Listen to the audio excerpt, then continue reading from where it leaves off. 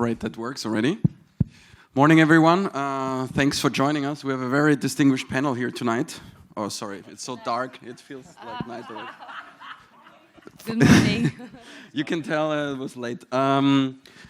Today, obviously. So I'm very happy to have them all here.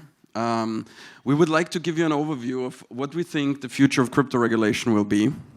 And I would like to start handing over, therefore, for the sake of time, to Joachim, who's a member of the European Commission, to give us a bit of an idea of what we can expect from the European Union institutions concerning crypto regulation.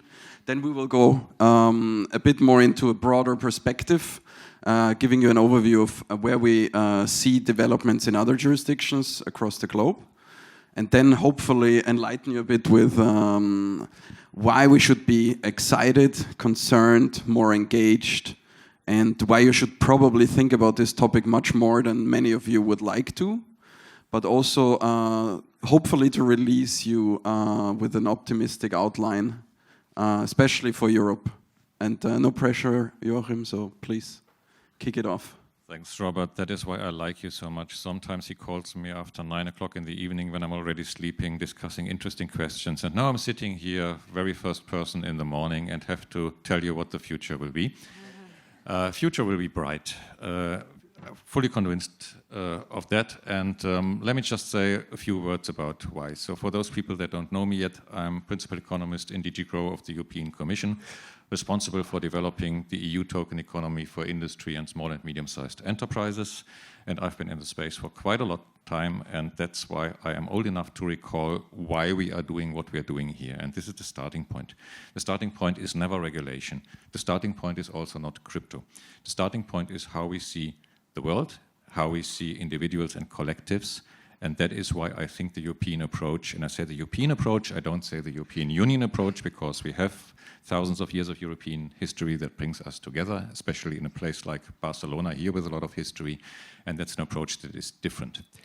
Individuals are the starting point, and the rights of individuals are the starting points. Individuals own their data, individuals decide what they do, so it's a bottom-up approach, but individuals are nothing without collectives.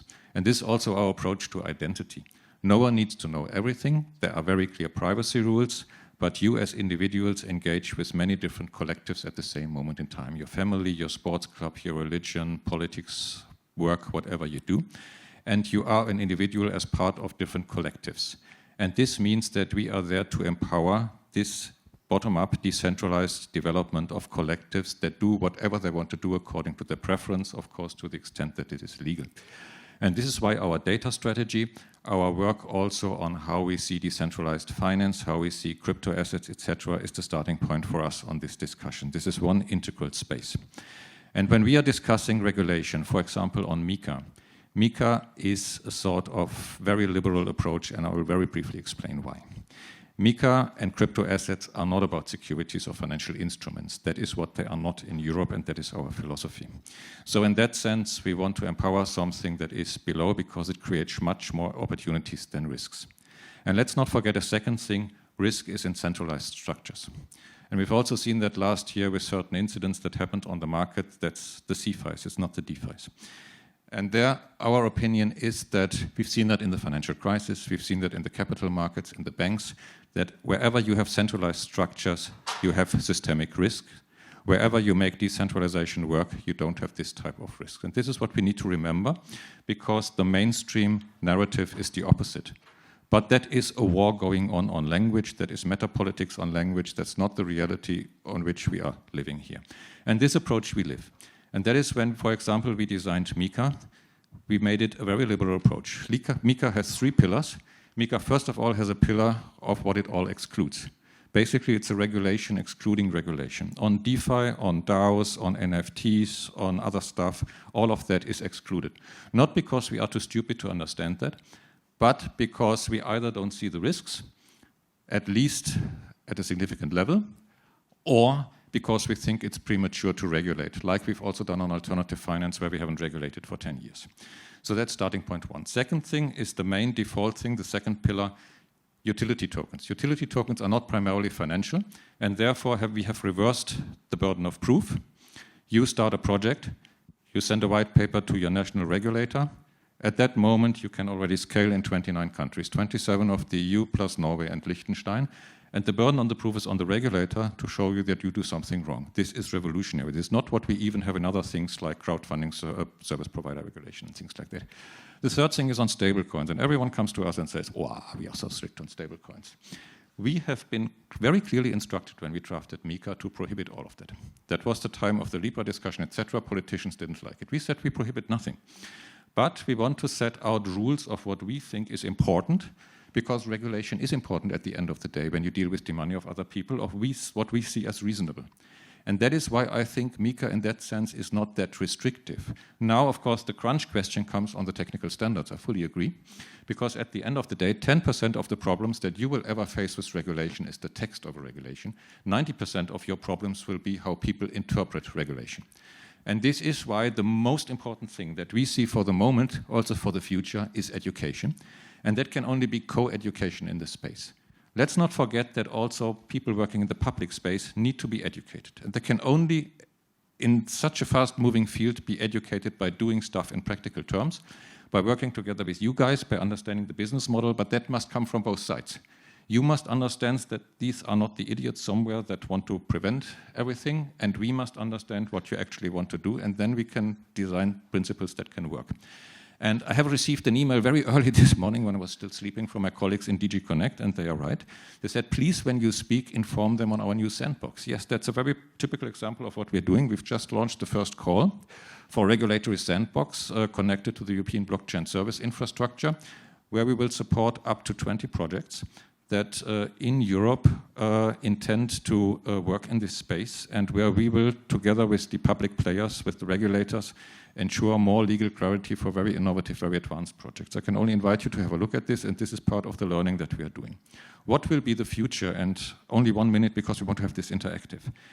There are different opinions on the future, and don't expect anything in the next 1.5 to 2 years, because the Parliament is coming to an end, the European Commission term will end next year, there will be no new initiatives until probably 2024-25 at the earliest for the next 5-year cycle, which gives us time to work and engage, which is very positive.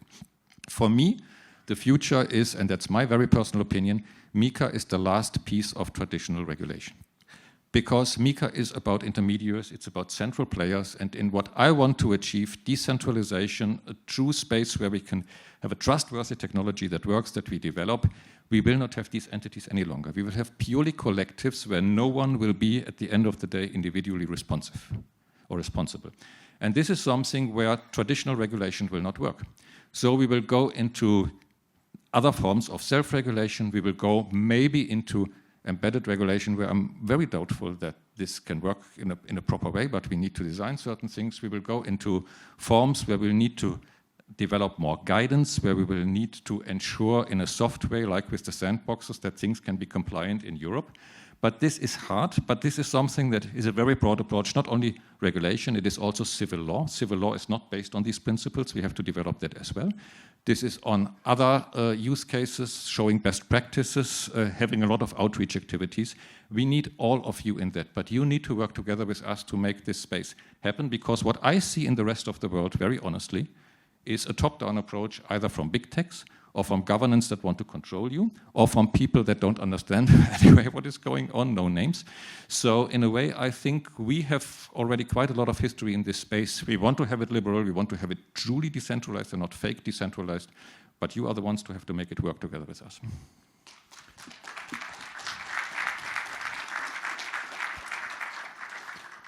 Thanks, Joachim, for this really inspiring, hopeful vision of the future.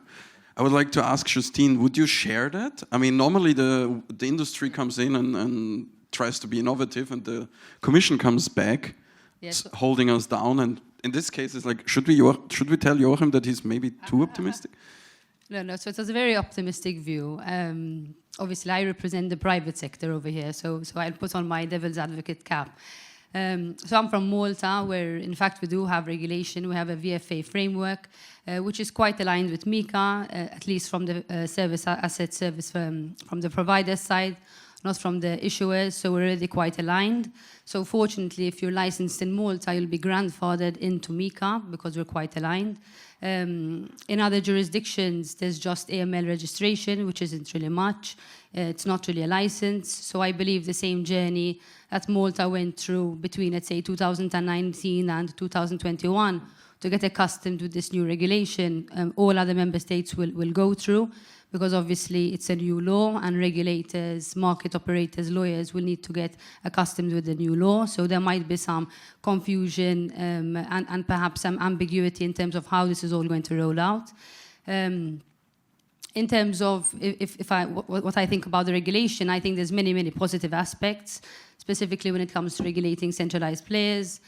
So liability for custodians, fairer, more transparent rules when it comes to trading venues, better governance rules. So effectively applying for a license under MiCA is going to be very similar to applying for a license under many other industries. So if you're applying for a brokerage license under investment services or an e-money license under the financial services regime, in terms of the process, it's quite similar. So business plan, projections, policies, governance, etc. So obviously, I think that's very positive. When it comes to stablecoins, I believe that there are some restrictions, and there might be some market disruptions in terms of how it's going to roll out. So we have three categories. We have utility tokens, and as Joachim explained, there's just going to be notification, no license or approval, and also all utility tokens which are in circulation until MiCA comes into force will be sort of exempt, not to cause market disruption. Then we have e-money tokens, which, yes, will be regulated like EMIs. However, there are a few differences, and this is mainly in the composability of the blockchain and of the token itself, and also the network effects. Because when you have an e-money token, it is the issuer which will control who can send the e-money, what can happen. When it comes to stable coins, of course, you can send peer-to-peer without any centralized authority. And when it comes to third-party protocols, these can obviously use the stable coins. So, for example, MiCA bans interest. So what will happen if a third-party protocol wants to offer interest? Will this be allowed? Will this be addressed in the RTSs? Also, we have the ARTs. So ARTs are basically any stable coin which is not e-money backed by euro. So basically USDC, USDT and others, which make up 95% of the market cap, will be considered asset reference tokens. So obviously after MiCA, if these asset reference tokens, so USDC, USDT, don't apply to get authorized under MiCA, then they obviously won't be allowed to be listed on European trading venues, which could cause some disruption. So obviously it's beneficial to push the euro, and this is the intention of the Commission. However, one would hope that these bigger players who sort of dominate the market right now and do have a very key important function within the CeFi and DeFi ecosystems do apply for authorization. So we could see certain new e-money tokens rise to the occasion and be used and adopted the same way, let's say, USDC are. But this is a sort of unknown into how this is going to roll out, because obviously stablecoins are a very important part of the ecosystem. So a lot of unknowns, but a lot of positives. Obviously, like institutional investors will be protected and more interested because we have more clarity, more regulation. So I'm curious to see how it's going to roll out. And I think that this will be addressed better when we have the RTSs, because there's a lot of ambiguity in terms of, okay, can third-party protocols offer interest or not? Let's say DAI, which is fully decentralized, how will this be treated? Will it still be able to be listed on trading venues? So I am hopeful and I am optimistic, but I'm curious to see what new players will be on the market, and in terms of the old important players, if these will opt for authorization under MiCA. Thanks, Justine. Ernest, as you are somebody that is located, unfortunately, now outside the EU, and you're traveling around the world, checking out those regulatory regimes and developments, how do you see what's happening in Europe in the broader context? Yeah, so I'm coming from this from an international perspective. So the EU will hopefully bring that harmonization across the EU, which is great, and it's very welcome by the industry. But I think at an international level, we're seeing very different types of regimes being developed. From an international perspective, we've got the Financial Action Task Force, so that there is a lot of jurisdictions that are at least having an AML regime, which is good, and that is bringing some kind of standards that are common across many jurisdictions. But we're also seeing many jurisdictions that are coming up with a very different type of regime. MiCA will hopefully be a model to follow, and we hope that some jurisdictions will follow such a comprehensive and full regime covering all the different elements of a crypto asset framework. But we're seeing different types of regimes being developed, be it AML, AML plus with a few other requirements, or a more broader regime with prudential conduct of business and other types of obligations.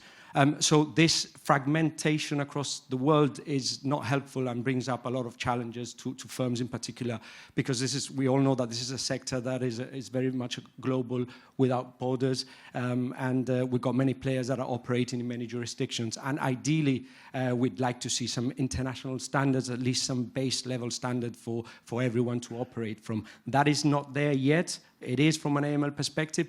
But even from a definitional point of view, for example, we got VASPs from a FATF point of view. We've got CASPs in the EU. We've got digital assets in other jurisdictions. The definitions differ. That obviously doesn't help. The services that are captured by a VASP also differ globally, quite significantly in some cases. Regulation is catching up, but in this sector, which is very, very fast evolving, it's difficult for the regulation and the legal frameworks to catch up with all of the different business models, all of the different types of services that are being offered. But I hope, and I'm positive about MiCA. MiCA is a very comprehensive regime, and I do hope that other jurisdictions follow suit as well. But at the same time, I am seeing that there's a lot of different approaches being taken, which I hope changes in the future. Thanks for this overview. Jonathan, as you're operating in this space for a while already, and sitting on the other side of the Atlantic, and seeing also a bit what our US colleagues are doing there, and the SEC is going on full rampage mode right now, making a lot of people very nervous. And Ernest just outlined that we need like common standards, and there will be US delegations coming to Brussels.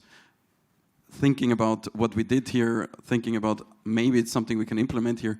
What do you see, for example, from your perspective as the minimum standards we should actually easily agree on, the ones that are probably a bit more difficult to achieve but we need to agree on, and the ones which are something that we probably have to wait for further down the future? Yeah, no, I appreciate that. I think those are all certainly really good questions, and I have no doubt people in the crowd are wondering what a partner at a law firm in the Cayman Islands knows about the future of crypto regulation. I think the truth of it is we've all got clients in some regards. I've got commercial clients pushing product out there. We've all got to manage relationships. The clients that I have are on a full spectrum of video games, metaverse, layer 1, layer 2, stable coins, and the idea that, DeFi, quasi-banking, quasi-custody, the spectrum, the idea that it's all crypto.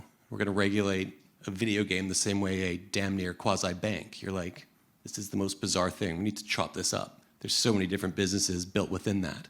And so, I think my level of frustration, and, as we're saying, Cayman, BVI, we've got our VASP regimes, and they're like, all right, some activities are caught, and I agree with that. Can we position a lot of stuff outside of that? Yeah, of course we can. We're lawyers, that's what we do. But the reality is, even if you were to get properly regulated and you pick your jurisdiction, like, yeah, I'm hell-bent, I'm just gonna go down that path, I'm gonna check all the boxes, I'll jump through the hoops, I'll get licensed, registered, notified, whatever that is. I don't have any client that comes to me and is like, I wanna be big in Liechtenstein. That's it, that's my place, that's my jam, I'm gonna get compliant there, and I'll just tell everyone outside of there to just fuck off. No, sorry. I don't have clients like that. I don't think any of us do. And so this idea of this sort of competitive jurisdictions trying to stake a claim to it. And I appreciate, MiCA's great in terms of giving you access to a bigger jurisdiction, but I still don't have clients that are like, yeah, Europe, that's it. I don't want anything outside of that. And so until we start harmonizing and actually trying to figure out what that sort of base layer foundation is of trying to avoid the regulatory arbitrage, trying to avoid people running off to the deepest, darkest jurisdictions. And yeah, all right, people will point to the Cayman Islands and BVI as places to do that. I don't think they're quite that bad, but yeah, there's certainly been historically a tendency to do that. And so then you see other jurisdictions that come out and say like, yeah, we've got a fully integrated regime, we've covered everything, we've got the perfect system all set up. You know, they're just competing for market share, whether it's Dubai doing it, whether it was Singapore doing it, whether it's Hong Kong trying to do that. You know, it's a competitive marketplace we're in. And you see some jurisdictions that see that as that this is a business, trying to pull clients in, trying to do it properly. You get other ones that sort of get caught up in the bureaucracy of it all, of like, you know, we're genuinely out there for investor protection, we're not pro-business, we're trying to protect the little man. You know, I don't really think there's that many widows and orphans that are accidentally losing their life savings in crypto. And so I put a lot of weight to the sort of buyer beware, you don't accidentally find yourself investing in this. It's not like some of the other things that global regulators have tried to deal with, you know, with truly global banks falling over, a mortgage crisis, things that are genuinely going to impact a huge swath of society. And so I think, you know, Joachim tried to, let it out of the bag there, that really, I think he is probably a Vanilla Ice fan, when his solution to this is basically stop, collaborate, and listen, seems to be the solution he's pushing for. And I tend to agree. You know, we're not operating in isolation. This isn't regulating businesses existed 200 years ago that had all their customers and their suppliers within as far as their donkey or cart could drag them, you know. The idea that FTX could move from Hong Kong to the Bahamas like that, you know, they didn't even bring the laptop. They just switched a switch and said, there it is. It's just a very different world, trying to have regulation put in place and to find those competitive jurisdictions where clients can actually collaborate with the regulators, have a grown-up conversation. I think the sandboxes are a great idea. We've got our version of the sandbox as well. I haven't had a lot of clients want to volunteer themselves into that, but I think we're still at very early days in the big scheme of things. And yeah, crypto's been around 10, 12 years, and it's grown and it's evolved. But I think that sort of classification exercise of figuring out where that risk spectrum is. You know, I don't think a video game is going to bankrupt someone, but yeah, you put all your life savings in a centralized exchange. I don't think that's a good idea, but there's certainly a risk of that. So I think my best case scenario would be trying to identify some of those sort of base layers. You know, if you are a custodian and you are holding people's stuff, you should have people's stuff. Like, surely we all agree on that. Whether you want to use a centralized custodian, whether it's an exchange or what have you, that's your choice. But ultimately, we should be able to rely on, you put your stuff there, it's still going to be there the next day. And trying to have a universal global standard where people cannot run to other jurisdictions and find those weak points, I think it's going to be a big step. And so I'd rather we go kind of slow and steady, build from the ground up, and figure out where those pinch points are. And I think the idea of tackling NFTs or DeFi, yeah, it's great, but that's 10 years down the road. There's so many more fundamental things that can cause much more harm in the world. The centralized counterparties, the crypto on-ramps, off-ramps, you know, truly tools of the trade in terms of potentially bad actors, I think is where the focus should be. Thanks for the elaborate answer. Przemyslaw, as an industry player, when you look at everything that's been discussed, or regulation more generally, are you worried? Are you excited? Or what's your thought process when you look at regulation? I will be bad guy today because I'm not an optimist. Why? Because I will share with you, because it's nice, it's wishful thinking. It's on a paper, it looks perfect. In practice, it's a total shit how it works. I will tell you why. I think I have got a huge experience because our crypto exchange is still licensed in Estonia, which is the place which is, I think, the most strict in European Union. We have got a Canadian license, we have got a virtual asset service provider registration in Slovakia, in Lithuania, in Italy. We are on a final approach with FINMA, so we have got a lot of regulators, experience with all of them. And I will share with you some cases which shows how it works in practice. Because on paper it looks very well, but let's imagine for a moment that France has got this territory, Atoll Mururoa, when they use nuclear power for some experience. And for example, then they send a missile with nuclear power, and there are a lot of rabbits and they check what happens with these rabbits when they increase the number of nuclear power. I'm this kind of rabbit with the regulatory, because Estonia is this kind of, let's say, experimental area for European Union. And I will share with you what I think. I think that those rules are being prepared by people from the old finances. So they are taken from the regulations of the banks. And if you are in crypto business, you cannot have the regulations from the banks because it will kill your business. So the very simple thing that we had last year. We have got internal auditor, external auditor, a guy like Pavlik Morozov from Soviet Union, the guy who needs to go to be a spy and need to send some information to the government if we are not dealing according to the regulations. So Pavlik Morozov got some prize because he announced their mother and father being a spies in Soviet Union. So we have this kind of solution inside because it's needed by the regulatory. But what happened last year? There is, at the end of the day, when we went through all those audits, of course, first Big Four, they never take the audits for crypto because they are worried, scared, and they don't want to do it. Let's say Big Seven, we have the seventh auditor who came to us and said, okay, guys, I'm not familiar with the crypto. Let's do it together. Let's go through the whole audit. It took 1 year, according to the regulatory basis. And at the end of the day, there is something which is called own funds audit, which will be issued according to MiCA as well. And what we did, we invested like 4 million euro to buy shares of Seba Bank. Seba Bank is a Swiss bank. The guys from Seba are here as well. According to the regulation, we have to deduct this 4 million from our own funds. So the story is, if we would invest it in non-financial institution, even FTX, it will be fine. But if we invest in a regulated bank, we are punished. We need to bring more money. So, of course, the idea is very good, but how it works in practice, it is very important to not to kill the business, because most of the regulations and the regulatory, Estonia 3 years ago was a super friendly country. You can come, you can have a license in 3 weeks. Now, if you apply, it takes 1 year, and you will not get the license. That's the story, that's the truth, because Estonia want to be so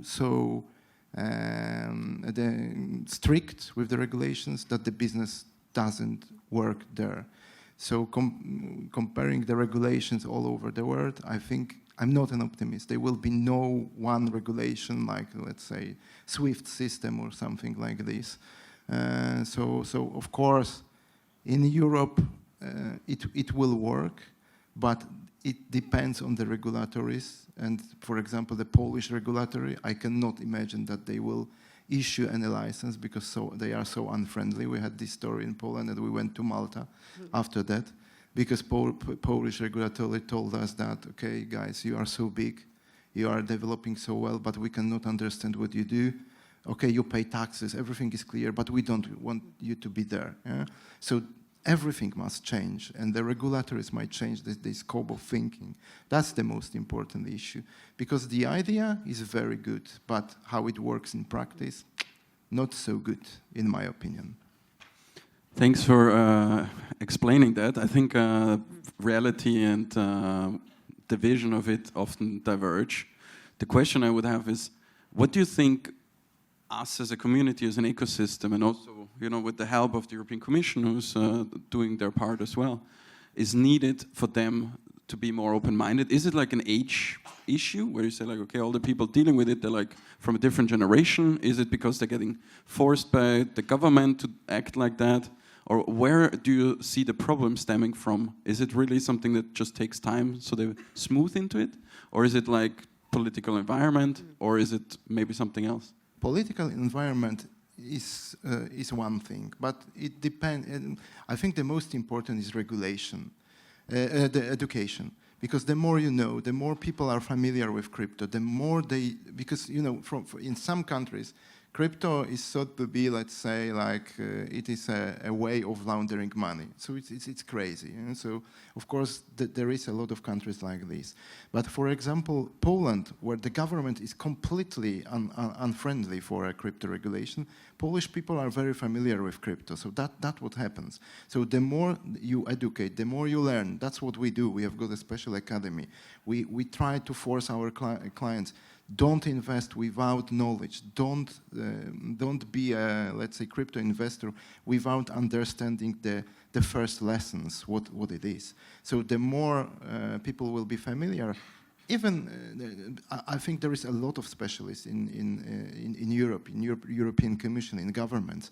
The issue is that we need time for being more familiar, for the education, for having knowledge how it works. That's the most important issue, and it will change. It is changing already. Thanks. Ernest, Jonathan, when you look at the jurisdiction you're operating in, do you see similar issues? Is this something that is limited to a number of countries, or is this like across the globe? Yeah, I think that resonates in a number of countries. Training and education, I think, is key in all of this. There are also, from a regulatory perspective, I think to your point, there are many regulators that are very scared to approach this and how they're going to deal with this. They think it's very different to everything else, and I think there are a lot of similarities to other financial sectors that they can draw from, and I think there is a need for the training and education of regulators as well. And obviously upskilling the staff at regulatory agencies, that's really important. We see that a lot.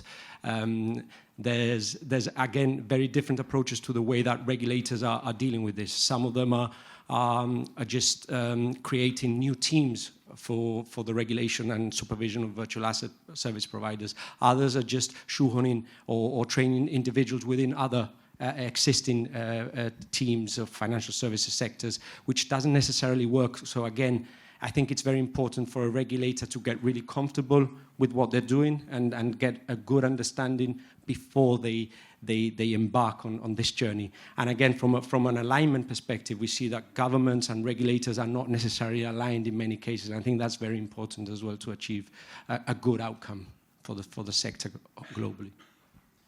Yeah, I think I'd certainly agree. In terms of regulators treating this as a bit of a kind of hot potato, not having a safe home for it, not being able to sort of jam it into one of their existing departments. Is it a security? Is it a commodity? Is it this? Is it that? And, you know, yeah, model rules from the FATF, for example, coming down and, all right, go and adopt your version of that. Well, there wasn't any rules against modifying that when they did adopt it. And so you do get these sort of meant to be universal regimes, which are then, you know, sort of broken across various jurisdictions when they do put them in, being enforced by regulators that never really wanted to understand, never had the desire to sort of peel the layers back. And I could certainly echo those comments. In the early days, we tried to sit down with the regulators in our jurisdictions and, you know, help them. Like, we're not trying to pull the wool over your eyes. We want to make sure you understand this, and you're going to have questions, and I know you don't want to do it publicly, so work with us. We've got great relations with government. Let us help unpack this stuff. And it comes down to that challenge of, you know, crypto is a thing. What the hell is it? You know, it's total spectrum of stuff, whether you're pushing products, you got platforms out there that, yeah, a stablecoin is very different from a utility token, very different from an exchange, very different from a crypto custodian. But this idea that crypto is the thing they're trying to regulate, like, that's not the common thread. It's the wrapper on a lot of this stuff. And yeah, if you've got a token that represents a share in a company, we'll regulate that as a security, and there's already regimes to do that. If it's an NFT, and it's a genuine NFT, don't bother regulating it. You know, if people want to trade speculatively in digital video games, cards, etc., let them do it. But I think that was certainly our experience, that regulators didn't really want to embrace this. They knew they had to, and so yeah, you hear war stories of, you know, regimes in place, having their whole systems there, fully integrated, ready to go, and then people showing up, knocking on doors to say, all right, here's our paperwork, we're ready to go, and there's no one there, or they didn't want to touch it, or, you know, they just keep it at the bottom of the pile because they didn't want to step into it, they didn't want to commit to it, put their name behind it. I think we're seeing some other jurisdictions now become more competitive, pushing for that, you know, whether it's the UK holding themselves out, wanting to be the global hub. I'm not convinced that's going to work, but all right, good on them for trying. or at some of the other sort of mid-band jurisdictions that are trying to push for it. I think we're going to see a bit more competition for it, and I think some of those regulators that have sat on the sidelines, you know, there's an opportunity being missed there. If I may add to that. Yeah, I just got back to you. I think that the issue is that there is a lack of knowledge and adoption from the persons writing the regulations, and also not enough collaboration between the regulators and the private sector. So, for example, FATF Rule, case in point, it's very evident that the persons behind the FATF Rule didn't own a non-custodial wallet. So FATF Rule should have been implemented by 96 jurisdictions. It's only been implemented by about 29, and about 11 have enforcement. And this is because it's very hard to implement. So the FATF Rule basically obliges centralized exchanges, crypto exchanges, to collect data from non-custodial wallets and vice versa. So obviously the infrastructure of non-custodial wallets doesn't include these embedded compliance tools within them. So how can you collect data from non-custodial wallets if obviously these compliance tools weren't embedded? So we sort of rushed to regulate before the infrastructure was actually there. Obviously the market has come up with certain products to cater for this lacuna, to be able to comply, and we are seeing certain solutions in embedded compliance, like to proof of address protocol and some other solutions by chain analysis in order to be able to comply. Obviously, users of non-custodial wallets aren't very happy about this because it goes against the very fundamentals of non-custodial. However, if users of non-custodial wallets want to interact or send funds to centralized exchanges, they're going to have to, at some point, comply. So these tools will need to be integrated, and there might be a slight shift in culture within the DeFi community. So it's either remain in pure DeFi, or if you want to interact with centralized players, you need to integrate some of the tools. However, the issue was that there was very big difficulty from an operational and a technical standpoint in terms of implementation. So, and it shows that, you know, regulators and people writing these rules aren't maybe very accustomed with using certain products and services in the market. So I think this is where it stemmed from. There's a disconnect, and obviously the market will come up with solutions, creative solutions in order to comply, and it's a very innovative, creative sort of way of thinking. However, it's very, very inconvenient, and it does cause a lot of disruption. I can only agree. Joachim, a question to you as a representative of the European Commission. I mean, you guys did, and I can confirm that as being involved in this whole process quite a lot, did a great job in trying to really listen to the industry, and I think not just DG Grow, but also FISMA and Connect, and even the cabinets that tried their best to get this right. How is it possible that there's this willingness in the Commission, and then when you listen, the academic term was, I think, shit show. Why is this happening somewhere else, and why can we not take your mindset in your institution and just export it everywhere else? What's hindering us? What do you expect? We will win. And I loved the start of what Przemyslaw was saying, because when he started saying this is fucked up and whatever you use, I said, wow, let's have a good discussion. Really, it is. But at the end of the day, then you gave the answer yourself, and all what I listened to here. I mean, at the end of the day, we are discussing here a very new technology, although I know you guys think in different terms of speed, and I respect that. But we as the Commission already in 2015, 2016 made a public statement that blockchain is one of the 4 key future technologies in Europe that we will support with all our policy means. That was 7 years after the Bitcoin white paper. Please, I'm an economic historian. I've never seen that in this time that someone adopted this positive approach so quickly. And then we have a system that has been grown over at least 200, 250 years that always went towards more centralization. If you look at banks, capital markets, etc., we have financial regulation in place that is completely fragmented, that is in a myriad of services, pre-trade, post-trade, whatever, because traditionally transactions take enormously amount of time, they cost a lot of stuff, and now suddenly we have something that erases all of that because it creates a new space. But the regulation is there, the mindset is there. The people that understand the technology are mostly the junior people that have a boss above them, and the boss has never heard of that, and he is risk averse, and many of the big players are risk averse. I know that basically each and every big institutional name that you would read in the Financial Times at this moment is very seriously looking to in blockchain projects, but no one wants to have their name in the public to disclose what they're doing, but they bet on this. And so we are faced with this endless array of problems because we have a couple of people understanding that, and the large amount of other people not understanding that. In the European Parliament, we have more than 700 members, and we will discuss that at the next, I promised you. We made an exercise that there are about 7 people in the European Parliament that would understand what this panel is about. But 100% of them vote, and this is 1%. And if this 1% understands all of that, but something happens that the next CFI crashes, or that there is a next energy crisis or whatever, you would immediately have 70, 80% saying that all of that is crap, all of that is bad. This is the uphill battle that we have. In 20, 30 years from now, we will not have that problem, because each and everyone under 30 already know if they were to vote, if they were to really determine what the future regulation is, they would act in a completely different way. But we are still busy with the legacy system. And this is why I'm not naive when I'm giving these messages and I'm listening to that. I talk to a lot of businesses every day, and I know each and every single word that you guys have said here on this panel. We know all of that. But we are still optimistic because that is our task. We are responsible of giving guidance to all those people that enforce in practice, to the regulators in Poland, to the regulators in all other countries where you deal with every day. And what would you say if we were going there and would say, oh yeah, there's all these risks, and let's be careful, and let's wait another 10 years, and let's see what Kenya does first before we in Europe move, or stuff like that. I mean, this would not be a message. What we are giving as the message is, you can still hamper businesses. You can be obstructive. You can find whatever silly reason that has nothing to do with crypto to block crypto. At the end of the day, you are like the dinosaurs, you will die. And this is the message that I'm giving. And this message and this clarity is not shared by everyone. I appreciate that. But this spirit is what we have within the Commission. People cannot always word it like that, because indeed they have their constraints. But nothing what I say is against the spirit of the Commission. We have demonstrated that. And the hard work is indeed now. It's the standards. It's going to the regulators. You said it. There are certain countries that have been very much pro. They are now anti. The government changes. This is precisely why we lift this one level higher. I'm not a big fan of European harmonized regulation, but in this case it makes sense. And then comes the point of lifting it still a level higher.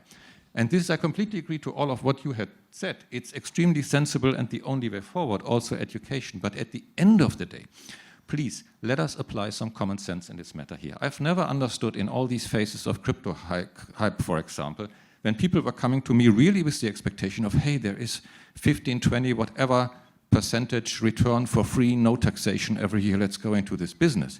And I don't need to understand the business case to know that this is crap. I mean, come on, this is a market. How can this work at the end of the day? Do you think that the tax authorities, that the regulators will be sleeping? This is naive. I know from it will stall immediately by default. And the same thing is here in other things. I know that the whole world is cool. Someone said to me recently, oh, we have the strictest data protection rules in China. Wow. Come on, go to that place and try it out, perhaps on paper, but not in the spirit. And this is the thing. You can go to some cool, nice countries, and no offense to any of that, anyone has their merit. But if these countries are not democracies in the true sense, if they don't take their people seriously, if you get arrested when you are sitting in some pub saying nasty things about the sheikh, and the guy next to you on the table stands up and said, I've been listening to you, so you go to prison, etc. Why would you take your business there? And this is why we're saying that, yes, Europe is the place, because we have that history, we have that spirit, we have the data rules, we have everything. We have a huge mess in practice. I completely agree. We need to work very hard on that. But if you take a little bit of longer-term perspective, this is the way forward. So that's not wishful thinking. This is, in my opinion, hardcore reality. And I'll be very happy to deal with each and every one of the aspects here, the colleagues as well. I know from you, Robert, and Blockchain for Europe, and everyone involved, INATBA sitting here, the European Blockchain Convention. I mean, look at who is in Europe and what you are doing. You all need to become much more assertive. You need to become much more confident of yourself and not believing all that crap that is being said. Engage with the right people, and then it's a hard process, but we will get there. Thanks, Joachim. I think it's worth an applause.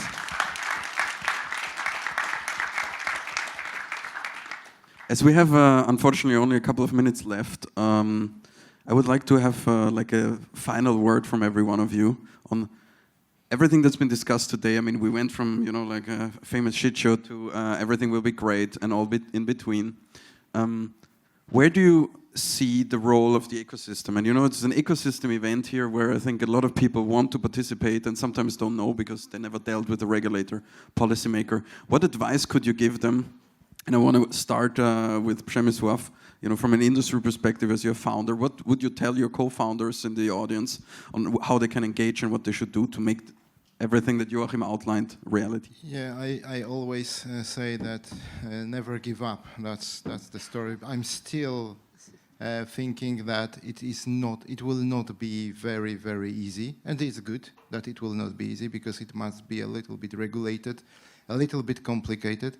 At the end of the day, I completely agree with Joachim, with you, but I think in Europe there will be still, because you are absolutely right, there will be one or two countries which will be leaders in issuing this kind of licenses. Last one thing, everything depends on people, how it will be implemented. Like we have got the situation in Switzerland with FINMA. We can sit and we can discuss. We tried to issue our own token there. And we were sitting with FINMA and they told us, look guys, for us, it's super sexy, but we are not prepared for it. Come in 3 years. And okay, we did it somewhere else. Yeah? And we'll come in 3 years. But I want to have this kind of officer that I will be able to discuss with him and he will tell me, don't spend your money on something, just wait or let's talk. That's the future and that's what I will recommend.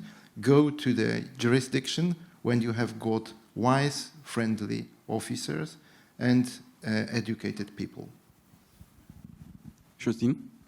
To follow up with that comment, I'd say that even though there'll be harmonization within Europe, we will see sort of this regulatory arbitrage within certain jurisdictions. So jurisdictions like Malta, the opt-in regime in France, Lithuania, and Estonia, I think are well positioned because they already have a framework, a licensing regime. The regulators are well accustomed with the regulations. But all other jurisdictions which just have AML registration, I think, are going to go through a very tough time. So maybe it won't be the most optimum place of choice for a license because it might be a lengthy process. I think we'll see a lot of embedded compliance tools in order to cater for complying with these new regulations. From a tax perspective, we're seeing the CARF OECD, which has recently been announced, the FATF rules. And also, we'll see also some regulatory arbitrage with some key players like Switzerland and UK who are not in Europe, so don't have to abide by MiCA. So let's say the settlement of payments could happen through there. And also, I think we'll see a lot of the big players like USDC wait in the sidelines to see how MiCA will roll out and play out before deciding if they want to opt for a license and authorization under MiCA. So I'm excited, nervous, but we'll see. So Thanks.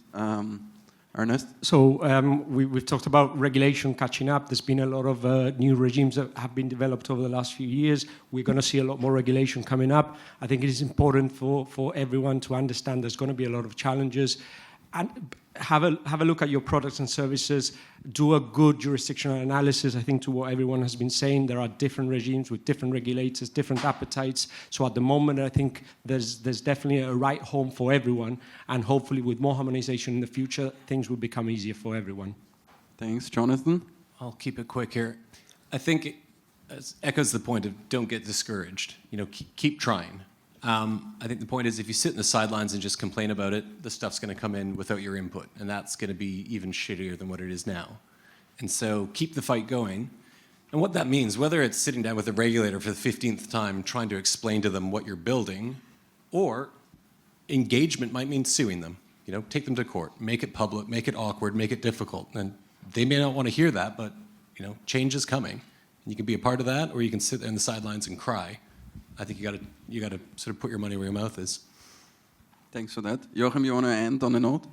One very last remark, everything has been said, but when you talk to politicians, when you talk to policymakers, when you talk to regulators, explain the benefits for normal businesses, small and medium-sized enterprises, but especially citizens. Don't expect that you go to a regulator explaining that very ugly pictures of bored apes that make people rich in 1 minute are cool and should be supported.